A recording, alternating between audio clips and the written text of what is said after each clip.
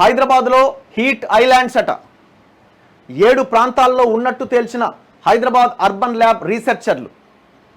పటాన్ చెరు, బండ్లగూడ, గచ్చిబౌలి, మైలార్దేవ్పల్లి, బిఎన్ రెడ్డి నగర్, మన్సూరాబాద్, హయత్ నగర్లో అసాధారణమైన ఉష్ణోగ్రతలు ఉన్నాయట.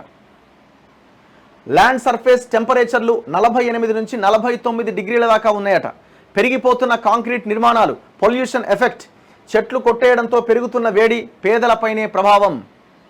చూడండి, హైదరాబాద్ మనం డెవలప్ అవుతుంది అని మనం భావిస్తున్నాం, కానీ భవిష్యత్తులో హైదరాబాద్లో ఉండడానికి కూడా అత్యంత ప్రమాదకరమైన రోజులు రాబోతున్నాయి. 111 జీవోని రద్దు చేసేటప్పుడు కూడా ఇదే మాట చెప్పినాం మనం. ఆ 111 జీవోని రద్దు చేస్తే ఈ టెంపరేచర్ 49 కాదు 50 దాటుతుంది.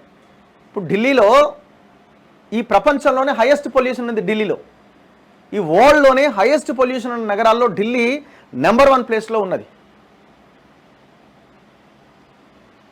ఎందుకు వచ్చింది? మొత్తం కాంక్రీట్ జంగలే, ఎక్కడా కూడా ఏమీ లేదు అక్కడ. ఇప్పుడు ఇక్కడ ఈ హైదరాబాద్ని సేవ్ చేయడానికి 111 జీవోని గతంలో తీసుకొచ్చారు. ఆ చెరువులని, ఆ 2 జలాశయాలని, ఉస్మాన్ సాగర్, నిజాం సాగర్, వాటిని హిమాయత్ సాగర్ని రక్షించడం కోసం ఏం చేసిండు దొంగ కేసీఆర్? 111 జీవోని రద్దు చేసిండు.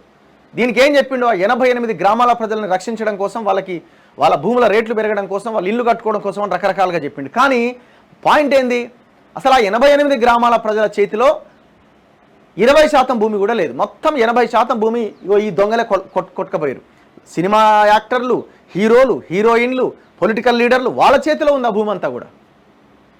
ఆ జీవోని రద్దు చేయడం వల్ల హైదరాబాద్ మొత్తం కాంక్రీట్ జంగిల్ అయిపోయి సర్వనాశనం కాబోతున్నది.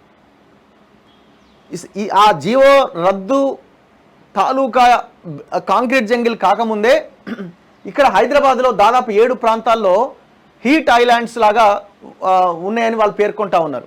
అంటే అంత టెంపరేచర్ ఉందట. పటాన్ చెరు కానీ, బండ్లగూడ కానీ, గచ్చిబౌలి కానీ, మైలార్దేవ్పల్లి కానీ, బిఎన్ రెడ్డి నగర్ కానీ, మన్సూరాబాద్ కానీ, హయత్ నగర్ కానీ, ఈ ప్రాంతాల్లో ముఖ్యంగా పటాన్ చెరు లాంటి ప్రాంతాల్లో చెరువులు మొత్తం కొల్లగొట్టి అక్కడున్న బీఆర్ఎస్ ఎమ్మెల్యే తన తమ్ముడితో కలిసి చెరువులన్నింటినీ లేకుండా చేస్తున్నాడు.